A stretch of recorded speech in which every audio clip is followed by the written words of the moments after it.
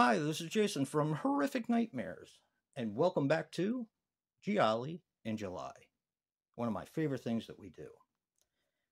Now, the horror man and myself had quite a few choices, and we narrowed it down to two or three. But I'm really glad he picked the one that he picked. Today we're going to be talking about Strip Nude for Your Killer.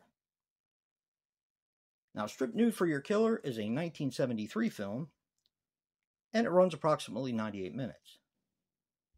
Now, this is written and directed by Andrea Benacchi, and it stars the lovely, the beautiful, the absolutely gorgeous Edwidge Fenech as Magda Cortis. This also stars Nino Castelnuovo as Carlo Gunther, and Femi Benusi as Lucia Cerezer, something like that. Now, the theme to the film sounds a lot like Papa Was a Rolling Stone by The Temptations, and it works.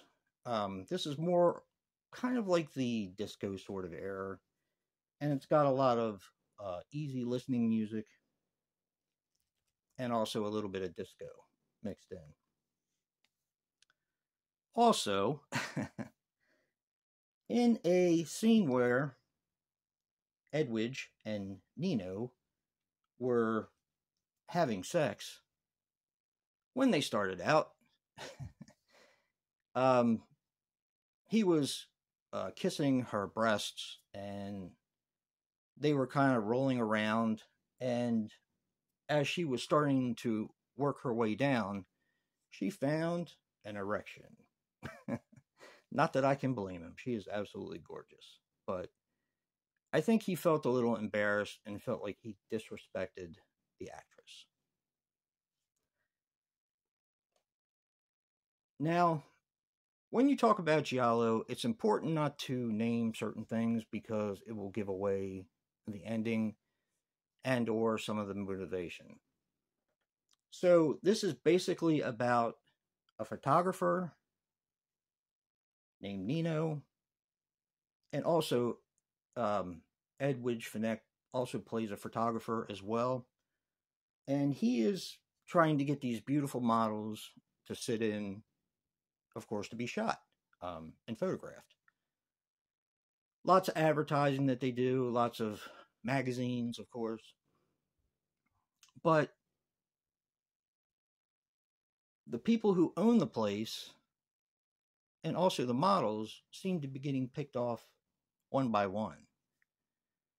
Unfortunately, I can't really say anything else about this film, because if I do, there are certain reasons why some of the models and also the people who own the place are getting picked off. And even though you see scenes in the beginning which kind of serve as the motivation, you're not really sure what exactly happened.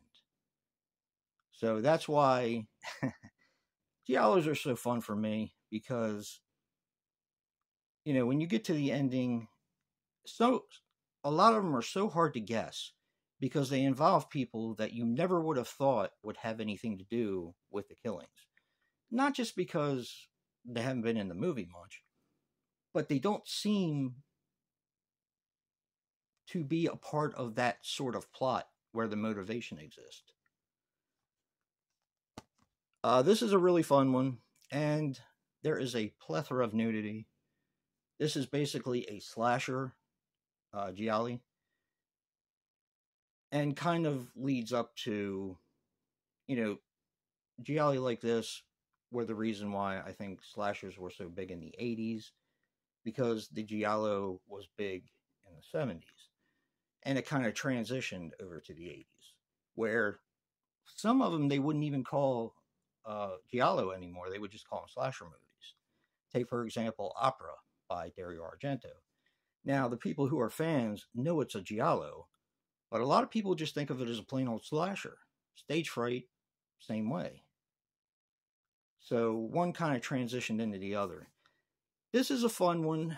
The ending takes a little bit to explain, and you kind of have to really be paying attention when you watch any type of Giallo, because they throw a lot of twists and turns in there. And like I said, some people start to show up that maybe were in the film for 30, 40 seconds and that you didn't know had any motivation to do what has been done. So, yeah. This is a fun one, and it maybe has the best last line or last joke ever in a film. I couldn't wait for Joe to watch this one, and I know he loved it.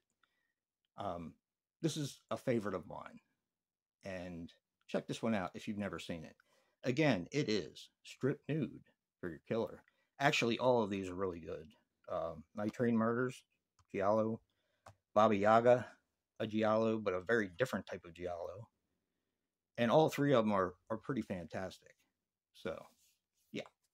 Check it out. And don't forget to check out Joe's review for Strip Nude for Your Killer. God, I love that title. Remember, guys, physical media matters. And until next time, peace.